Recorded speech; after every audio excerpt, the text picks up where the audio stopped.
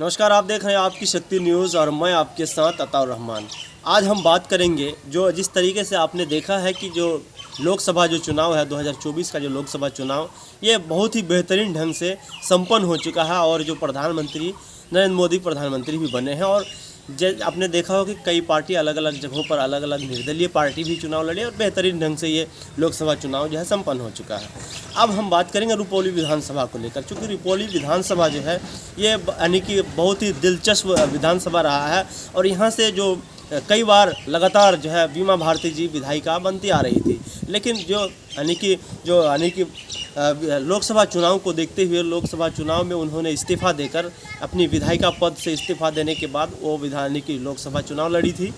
अब वहाँ पे उपचुनाव होना है, रुपौली विधानसभा में अब उपचुनाव होना है विधानसभा को लेकर। अब यहाँ पे अब अगर हम पार्टी की बात करें, कई बार लगातार बीमा भारती जी जीतती आ रही थी।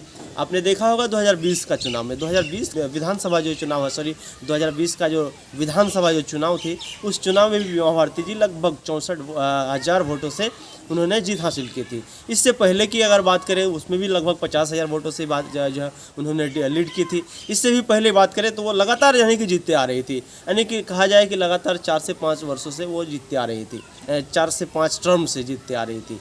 अब देखना ये होगा कि अभी जो फिर से 2024 में विधानसभा जो चुनाव उपचुनाव जो होना है रुपौली को लेकर, चूँकि रुपौली में जो इस्तीफ़ा हुआ था इसलिए उपचुनाव होना है, अब डिक्लेयर हो चुका है कि उपचुनाव होना ही है वहाँ पे।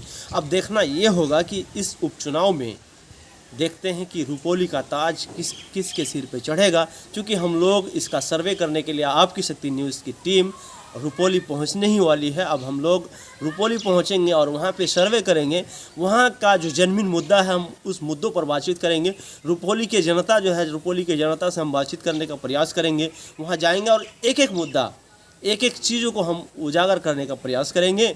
और हम आप सभी यानी कि रुपौली वासियों के, रुपौली जो विधानसभा में जितने भी जनता रह रहे हैं उन लोगों से हम ये कहने का हम प्रयास करेंगे कि अब आ गया है वो समय जो आपके हित में काम करे, जो आपके हित में काम करे, जो हमेशा हमेशा आपके हित में तात्पर्य रहते हैं, वैसा ही नेता चुनेंगे। अब आपके बीच में आपके पास क्या क्या समस्या है हम आप तक पहुंचने का प्रयास करेंगे, आप समस्या को बताएंगे, हम उसके लिए उजागर करने का प्रयास करेंगे। क्योंकि आपकी शक्ति न्यूज़ टीम हमेशा जहां पे भी कोई भी घटनाएं होती है, कोई भी सच्चाई दब जाती है तो हम वहां जाके उजागर करने का प्रयास करते हैं।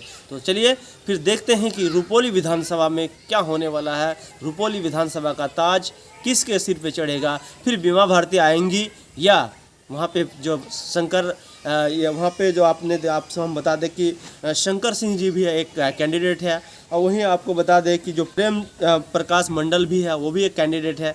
जिस तरीके से आपने देखा होगा 2020 का जो विधानसभा चुनाव था उसमें कितने कैंडिडेट थे, उसी के हिसाब से भी देखिए। अब जो है वहाँ पे लोकसभा विधानसभा चुनाव को लेकर वहाँ अब देखना ये यानी कि नॉमिनेशन प्रक्रिया जो है स्टार्ट है और 10 जुलाई को मतदान भी होना है और 13 जुलाई को वहाँ पे रिजल्ट भी होना है रुपौली विधानसभा को लेकर।